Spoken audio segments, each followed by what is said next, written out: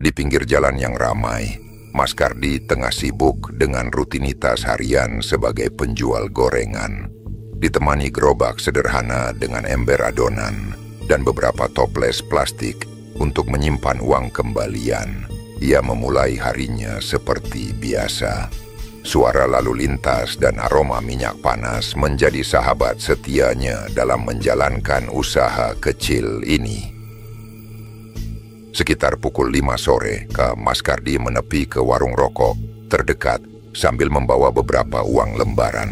Biasanya ia menukarkan uang receh untuk menyiapkan kembalian bagi para pelanggannya yang membeli gorengan. "Bu, tukar recehnya."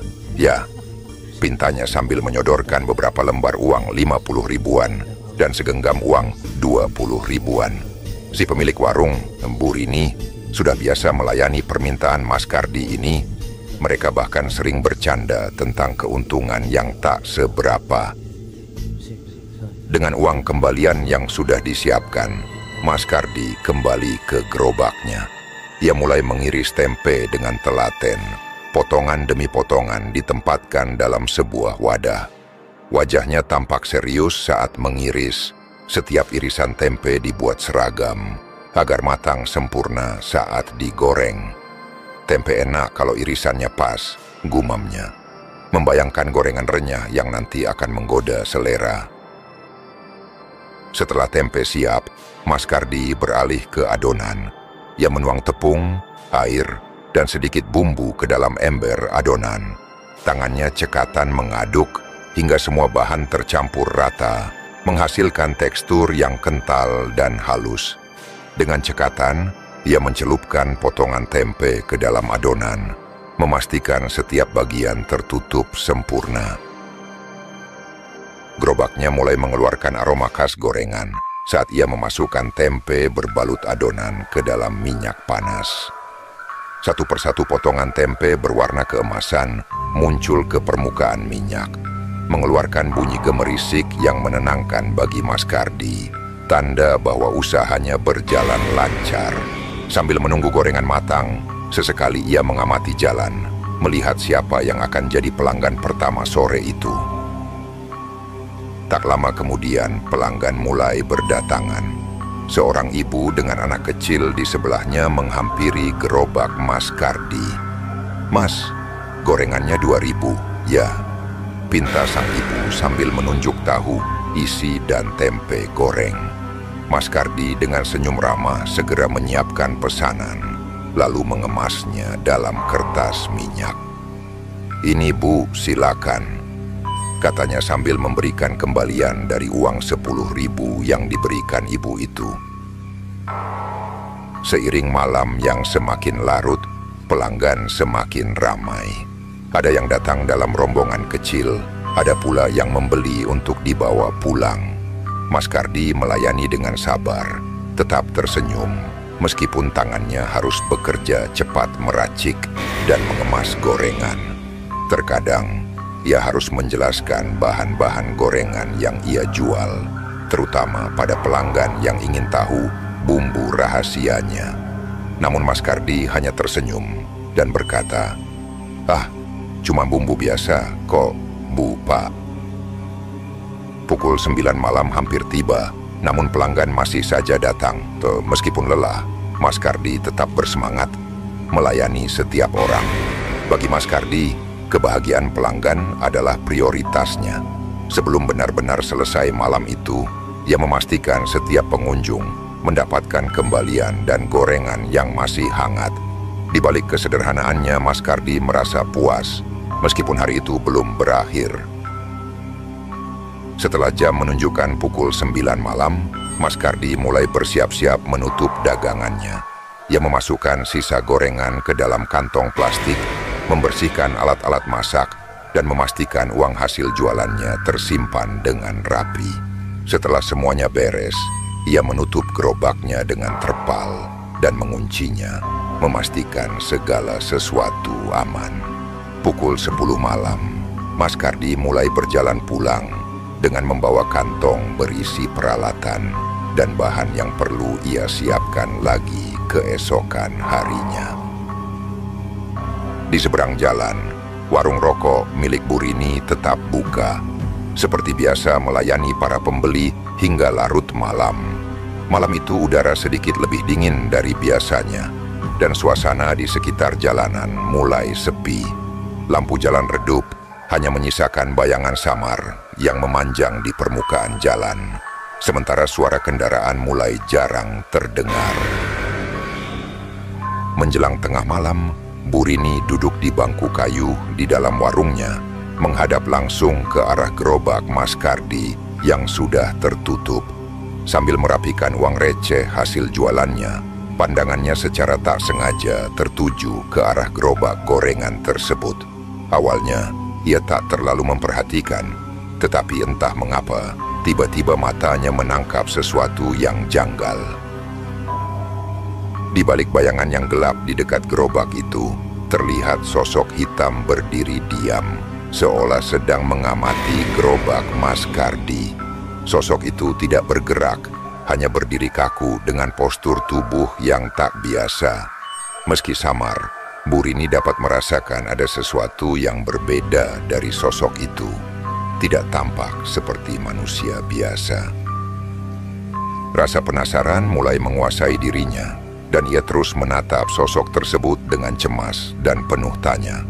Siapa gerangan yang berdiri di sana pada jam segini? Atau apa sebenarnya itu? Bu Rini semakin terpaku, matanya terus terpaku pada gerobak Mas Kardi dan sosok misterius yang ada di dekatnya. Sosok itu tampak seperti bayangan manusia, namun terlalu hitam dan gelap, bahkan melebihi bayangan normal di bawah cahaya jalan. Bu Rini mencoba mengamati lebih dekat, sampai-sampai ia lupa waktu. Namun saat ia tengah fokus pada sosok hitam itu, tiba-tiba terdengar suara pelanggan yang datang untuk membeli rokok. "Bu, beli rokok 1 bungkus," ujar suara lelaki muda yang tiba-tiba muncul, membuat Bu Rini tersentak dan hampir tersandung ke belakang. "Aduh mas, kagetin aja ya ampun," sahutnya dengan napas yang sedikit terengah-engah, sambil berusaha menenangkan diri dan melayani pelanggan tersebut. Setelah menyerahkan rokok pada pelanggan, Bu Rini segera memandang lagi ke arah gerobak Mas Kardi. Namun saat itu, sosok hitam tadi sudah tak ada di sana. Hanya gerobak yang sunyi, berdiri tanpa ada apa-apa di dekatnya. Bu Rini merasa jantungnya berdegup kencang, entah karena rasa kaget atau karena suasana yang tiba-tiba berubah sunyi dan dingin. Rasa penasaran bercampur takut masih menggelayuti dirinya. Bu Rini bertanya-tanya dalam hati, apa sebenarnya yang ia lihat tadi. Namun, ia hanya bisa berusaha menenangkan dirinya, meyakinkan bahwa mungkin itu hanya bayangan semata. Tapi perasaan aneh itu tetap tak hilang, membuatnya terjaga sepanjang malam, sambil sesekali melirik ke arah gerobak Mas Kardi yang berdiri dalam diam di seberang jalan. Keesokan paginya, Mas Kardi datang seperti biasa ke warung Bu Rini untuk menukarkan uang receh. Pagi itu, Bu Rini masih teringat sosok hitam yang dilihatnya semalam di dekat gerobak Mas Kardi. Dengan ragu, ia pun memutuskan untuk bertanya, "Mas Kardi, semalam saya lihat ada sosok hitam di gerobak Mas," kata Bu Rini dengan suara agak pelan sambil melirik wajah Mas Kardi. "Saya pikir itu Mas Kardi yang lagi beres-beres, tapi kok rambutnya agak panjang dan tidak pakai topi." Mas Kardi hanya tersenyum tipis dan tertawa kecil mendengar cerita Bu Rini. "Aduh, ibu ini ada-ada saja. Kayaknya itu cuma efek ngantuk kali Bu," jawabnya santai, berusaha menenangkan Bu Rini. "Mungkin ibu salah lihat, kan semalam sudah lewat tengah malam," lanjutnya, sebelum kembali ke gerobaknya untuk mempersiapkan dagangan. Seperti biasanya, Mas Kardi membuka dagangan gorengannya dengan semangat. Pelanggannya pun berdatangan, mulai dari anak sekolah, pekerja kantoran, hingga para tetangga sekitar yang sudah menjadi pelanggan tetap.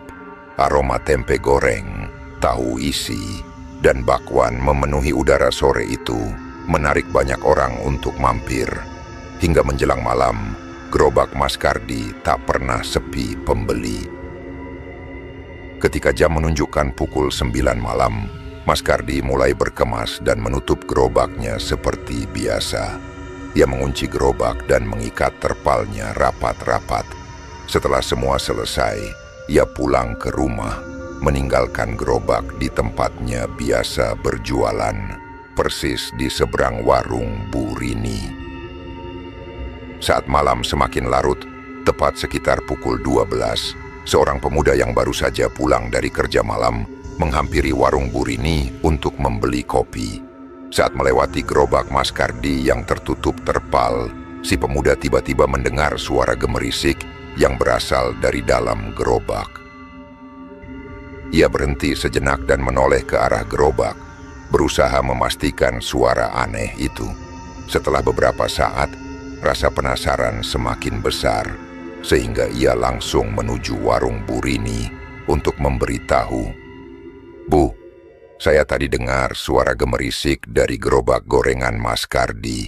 Takutnya ada binatang, mungkin tikus atau ular," kata pemuda itu sambil menunjuk ke arah gerobak. "Saya mau cek sendiri juga takut, nanti disangka mau maling. Mungkin kita bisa cek bareng-bareng." Rasa takut mulai merayapi Bu Rini, tapi rasa penasarannya lebih besar. Dengan langkah perlahan, ia dan pemuda itu berjalan mendekati gerobak.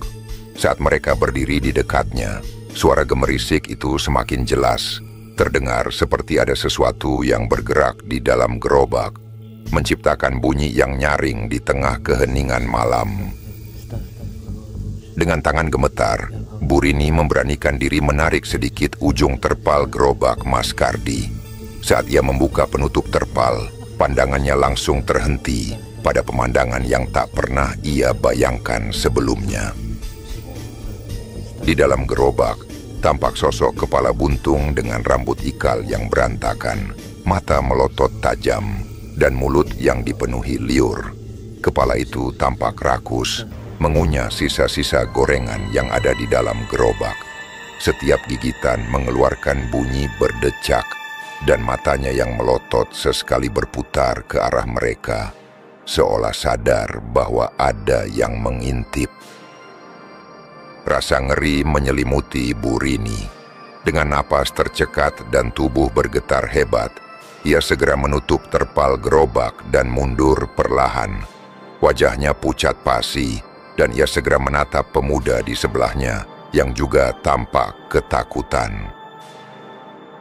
Tanpa berkata apa-apa, mereka berdua berjalan cepat kembali ke warung. Bu Rini hanya mengangguk lemah, seolah memberi isyarat bahwa tak ada gunanya untuk berbicara tentang apa yang baru saja mereka saksikan. Segera, Bu Rini menutup warung lebih awal dari biasanya, dan bersama pemuda itu, mereka meninggalkan tempat itu dengan hati yang diliputi ketakutan. Malam itu Bu Rini pulang dengan perasaan tak menentu, terus membayangkan sosok kepala mengerikan yang sedang melahap sisa-sisa gorengan di dalam gerobak Mas Kardi. Seminggu setelah kejadian mengerikan itu, pagi-pagi terdengar suara pengumuman dari masjid yang mengabarkan berita duka. Seorang wanita telah meninggal dunia, dan seluruh warga pun mulai berkumpul di rumah duka untuk memberikan penghormatan terakhir. Bu Rini yang baru saja bangun tidak mendengar pengumuman tersebut. Namun ketika melihat banyak warga berpakaian gamis berjalan berbondong-bondong menuju arah tertentu, ia merasa penasaran. Tanpa ragu, Bu Rini segera bertanya kepada seorang ibu yang juga berjalan bersama rombongan. "Ada apa, Bu? Kenapa ramai-ramai?" tanyanya dengan penasaran. "Oh, ada yang meninggal, Bu. Tapi saya sendiri nggak kenal siapa orangnya. Maklum saya kan pendatang di sini. Saya ikut aja, sekalian menghormati yang meninggal," jawab si ibu tersebut.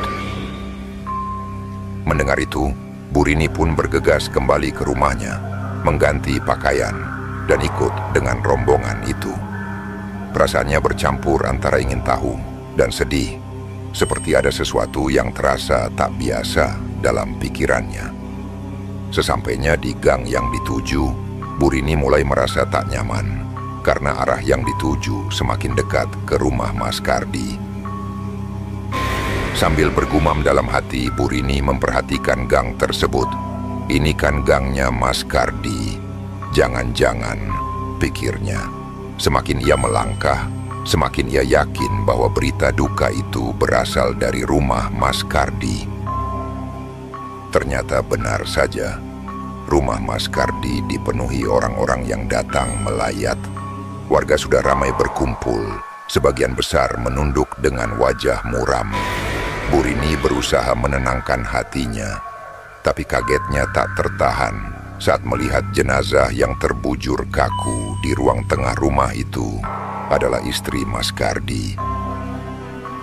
Burini tertegun di pintu, merasa tak percaya bahwa istri Mas Kardi yang selalu ramah dan hangat kini telah tiada. Saat mendekat untuk melihat lebih jelas, pandangan Burini tertumbuk pada sesuatu yang membuatnya bergidik ngeri. Di leher jenazah istri Mas Kardi terdapat tanda merah melingkar, seperti bekas ikatan tali yang dalam, seolah-olah lehernya pernah terjerat dengan kuat.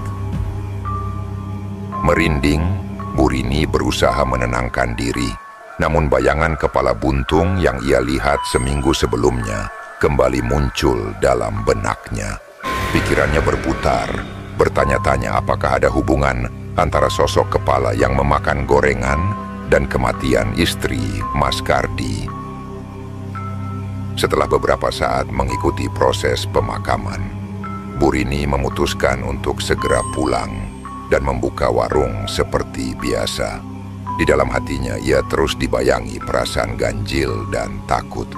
Entah mengapa, ada firasat buruk yang terus menghantuinya, dan ia merasa ada sesuatu yang belum terungkap dari keluarga Mas Kardi. Sore itu, Burini menjaga warungnya seperti biasa sambil mendengarkan radio yang mengalun lembut di tengah suasana yang mulai teduh. Suara-suara dari jalanan mulai mereda, menambah kesunyian yang meliputi hatinya sejak kematian istri Mas Kardi. Tak lama, seorang bapak-bapak datang untuk membeli kopi matang dan meminumnya di bangku panjang di depan warung. Sambil menyeruput kopinya, bapak itu membuka obrolan. Kasihan ya, Mas Kardi itu. Belum terlalu tua, kok sudah ditinggal istrinya. Burini mengangguk, merasa keheranan yang sama. Iya pak, saya juga nggak nyangka. Padahal istrinya orangnya baik banget, sopan, dan ramah ke semua orang. Bapak itu kembali berkata sambil melihat sekeliling, seperti memastikan tidak ada yang mendengar. Tapi itu aneh loh Bu, saya curiga kenapa di lehernya itu ada bekas merah, kayak bekas tali. Burini menghela napas, setengah tidak ingin membahas hal-hal menyeramkan yang mengusik pikirannya. Iya Pak, saya juga heran, tapi saya nggak mau mikir yang aneh-aneh. Mas Kardi orangnya juga baik kok, nggak mungkin macam-macam.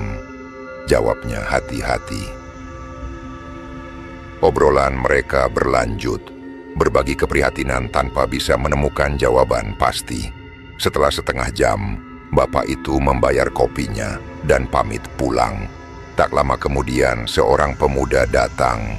Wajahnya tampak lesu dan kusut.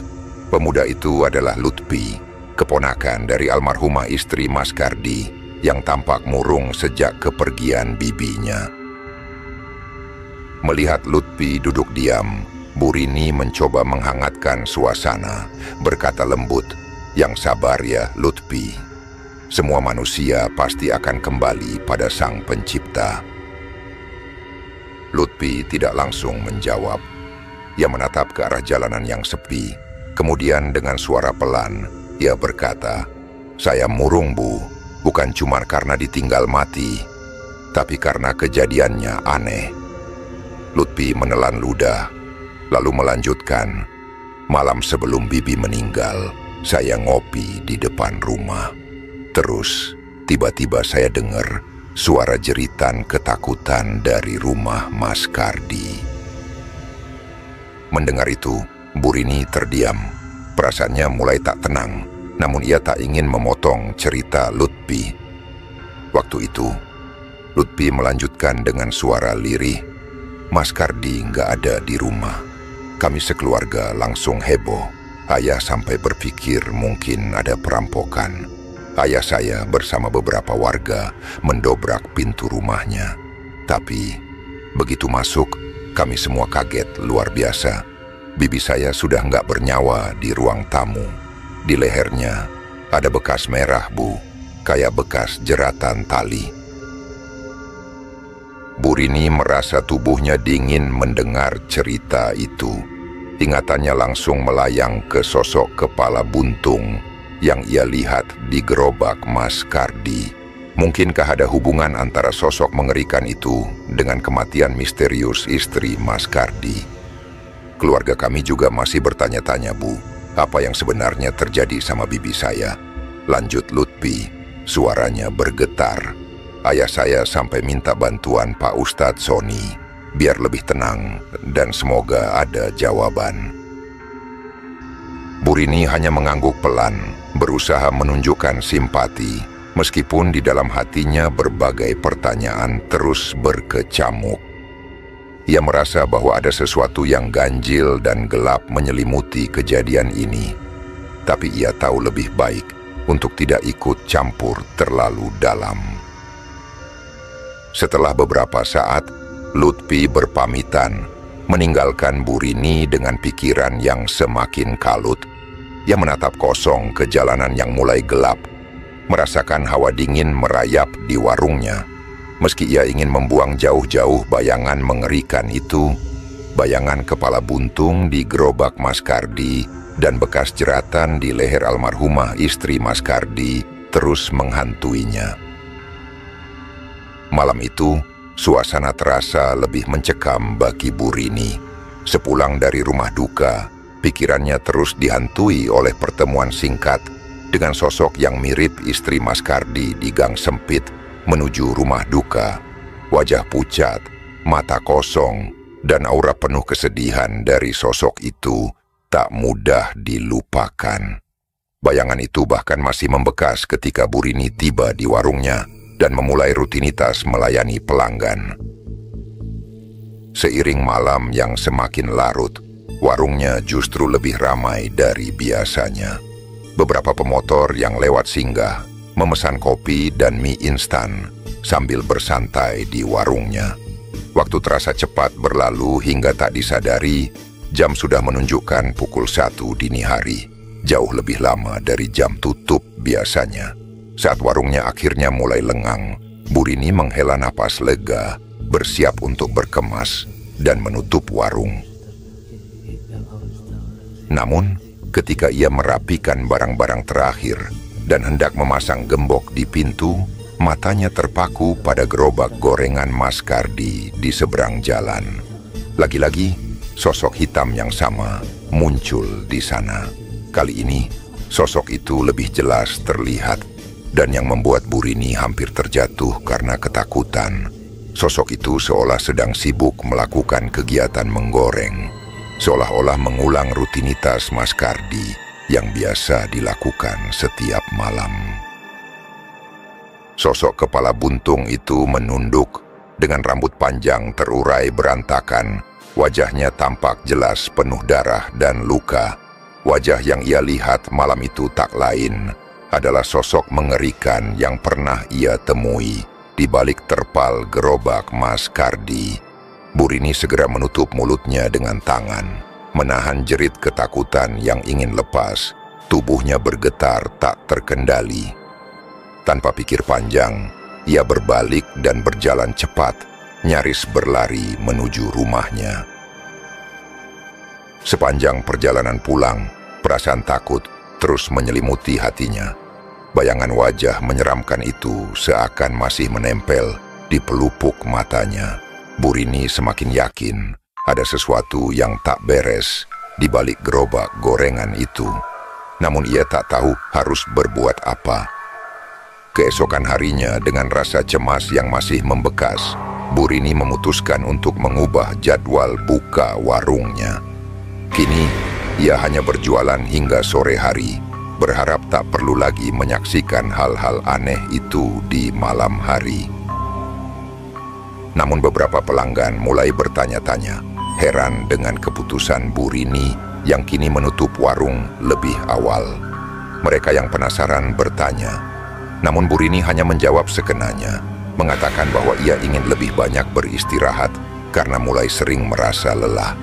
Meskipun demikian, di dalam hatinya, Bu Rini tahu bahwa alasan utamanya adalah rasa takut yang terus menghantuinya sejak kejadian-kejadian aneh itu bermunculan. Hari-hari berlalu, namun ingatan tentang sosok kepala buntung itu tak juga hilang dari pikirannya.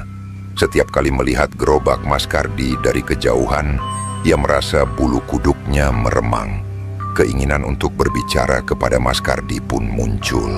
Namun ia ragu apakah Mas Kardi akan mempercayai ceritanya. Terlebih lagi jika hal ini bisa membuat hubungan baik mereka menjadi canggung. Bu Rini memilih untuk tetap diam, menyimpan ketakutannya sendiri, dan terus berharap bahwa kejadian aneh di sekitar gerobak itu akan segera berakhir. Namun dalam hati kecilnya, Bu Rini mulai merasakan kegelisahan yang semakin menjadi-jadi. Pertanyaan besar terus mengusik pikirannya. Apakah kematian istri Mas Kardi memiliki hubungan dengan sosok menyeramkan yang ia lihat di gerobak itu? Seminggu berlalu, Bu Rini seperti biasa membuka warung, melayani pelanggan, hingga waktu menunjukkan jam 11 pagi. Bu Rini melihat gerobak Mas Kardi yang masih tertutup terpal. Kok Mas Kardi nggak jualan ya? Gumamnya. Bu Rini berpikir kalau Mas Kardi mungkin masih berduka. Saat Bu Rini merenung dalam diam, tiba-tiba datanglah Lutfi seperti biasa ngopi di warung Bu Rini. Bu Rini langsung bertanya kepada Lutfi, "Kok Mas Kardi nggak jualan ya? Apa dia sakit?" Tanya Bu Rini dengan nada heran. Lutfi pun menceritakan semuanya. "Mas Kardi sudah dipenjara, Bu. Dia ketahuan melakukan pesugihan dan bibi saya jadi tumbalnya," kata Lutfi dengan nada kesal. Lalu Lutfi menceritakan semuanya. Bu Rini terkejut mendengar cerita Lutfi. Tidak disangkanya bahwa sosok yang selama ini dikenal sebagai penjual gorengan ramah itu terlibat dalam hal-hal yang menyeramkan dan kelam. Ia hanya bisa mendengarkan dengan saksama, mencoba meresapi setiap kata yang keluar dari mulut Lutfi. Menurut cerita Lutfi, ternyata selama ini Mas Kardi memang melakukan pesugihan untuk membuat dagangannya laris. Jin yang disimpan di dalam gerobaknya telah memberinya kekayaan dan keramaian pembeli. Namun dengan harga yang sangat mahal, nyawa istrinya sendiri sebagai tumbal. Momen-momen yang pernah dialami Bu Rini seperti melihat sosok hitam di gerobak, kepala buntung, dan bayangan istri Mas Kardi kini mulai terasa masuk akal baginya. Semua ini bukan sekadar kebetulan atau bayangan semata. Lutfi melanjutkan, "Nanti malam, Bu, keluarga kami bersama Pak Ustadz Roni mau bakar gerobak itu. Setelah ruqyah kemarin, ibu saya kerasukan sosok almarhum tante saya yang menyampaikan sendiri kejadian-kejadian seram yang dialaminya sebelum meninggal. Sosok itu memohon agar segala sesuatu yang berkaitan dengan pesugihan itu dihancurkan." Bu Rini mengangguk pelan. Terlintas di benaknya betapa ngeri dan menderitanya arwah istri Mas Kardi yang terikat dengan dunia ini akibat ulah suaminya sendiri. Malam itu, rasa penasaran mengalahkan ketakutannya. Ketika gerobak Mas Kardi mulai dibakar oleh keluarga Lutfi dan Pak Ustadz Roni, Burini melihat dari kejauhan, menyaksikan api membubung tinggi, membakar segala hal yang terpendam di dalamnya. Asap hitam mengepul seakan membawa pergi segala keangkeran dan ketakutan yang selama ini mengelilingi gerobak itu. Malam terasa lebih sunyi dari biasanya, tapi kali ini sunyi itu membawa rasa lega bagi Burini. Ketakutan dan misteri yang selama ini mengintainya akhirnya berakhir. Gerobak Mas Kardi beserta segala pesugihan dan kengerian yang melekat padanya telah lenyap bersama api.